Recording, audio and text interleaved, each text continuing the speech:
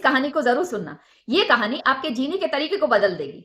एक बार की बात है, एक राजा एक लोहार के काम से बहुत ज़्यादा खुश होकर उस लोहार को एक चंदन की लकड़ी की बगीचा उपहार में दे दी। उस लोहार ने सोचा कि इस बगीचे की सारी लकड़ियों को धीरे-धीरे काट के वो ले जाके बाजार में बेच के अपनी जीवन यापन बहुत अच्छे से करने लग जाएगा।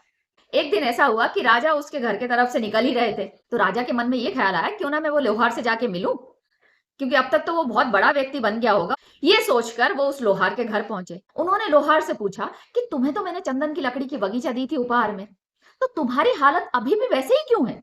उस लोहार ने कहा, महाराज मैं तो उस बगीचे की सारी लकड़ी को धीरे धीरे काट के बाजार में बेच के आ गया, और उसके जो थोड़े बहुत पैसे मिलते थे उसमें मेरी घर गृहस्थी चलती थी। तब राजा ने बहुत हैरान भरी नजरों से उसको देखते हुए उस लोहार से पूछा, क्या कोई लकड़ी अभी भी और बची हुई है? तो लोहार ने बोला, एक छोटा सा टुकड़ा बचा हुआ है। तब राजा ने उस व्यक्ति को सजेशन दिया कि इस छोटे से टुकड़े को ले जाके चंदन की व्यापारी के पास बेच देना और उससे तुम्हें अच्छा पैसा मिल जाएगा।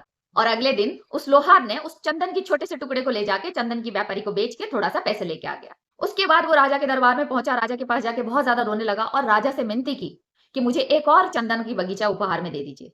तब राजा ने उस व्यक्ति से कहा, उपहार यूं बार बार नहीं दी जाती है।